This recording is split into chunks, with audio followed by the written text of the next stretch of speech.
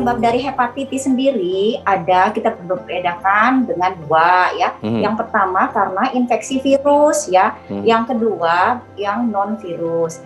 Untuk infeksi virus sendiri ya itu ada 5 jenis ya, infeksi virus hepatitis A, B, C, D dan E. Nah untuk yang non infeksi ya sendiri itu bisa disebabkan karena adanya penggunaan obat-obatan, ataukah adanya penyakit autoimun, ataukah adanya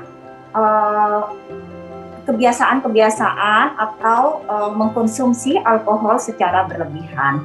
Gejala yang muncul yaitu diantaranya ada demam, kemudian ada mata kuning, kemudian ada mual, muntah, nyeri perut ya, terutama perut kanan atas disertai nafsu makan yang menurun ya.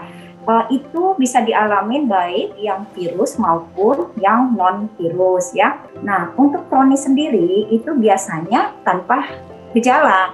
Jadi banyak pasien yang sudah menderita hepatitis ya, baik B atau C yang tidak mengetahui kalau dirinya menderita hepatitis dan biasanya mengetahui pada saat pemeriksaan rutin atau medical check up baru mengetahui bahwa ternyata menderita hepatitis. Jadi tidak semua hepatitis itu ditemukan ada gejala.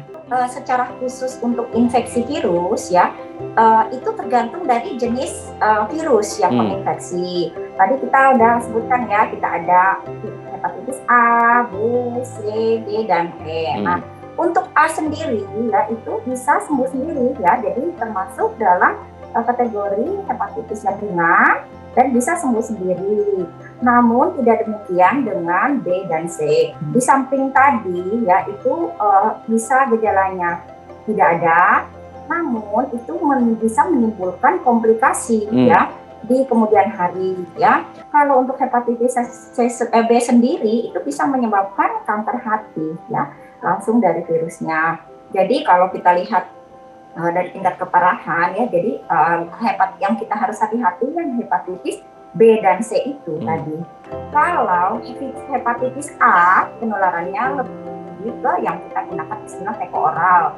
Jadi bisa dari makanan atau minuman yang terkontaminasi feses atau kotoran dari penderita itu masuk ke dalam tubuh yang sehat ya, itu bisa penularannya berdasarkan itu untuk hepatitis A. Nah, untuk hepatitis B dan C ya, itu cara penularannya apabila kita terpapar cairan tubuh penderita ya, dari penderita ke tubuh yang sehat. Dalam hal ini misalnya nih darah ya, kemudian cairan semen ya, itu bisa dengan terpapar dari penderita yang mengandung virus hepatitis itu masuk ke dalam tubuh yang sehat, itu bisa menularkan ya. Baik dok, kita lanjut lagi di segmen terakhir ini, kita akan membahas tips untuk mencegah atau meminimalkan risiko terjadinya hepatitis gitu ya dok ya. Kita lihat yang pertama adalah vaksin hepatitis. Jadi salah satu pencegahan dari hepatitis itu ya itu tadi vaksinasi ya.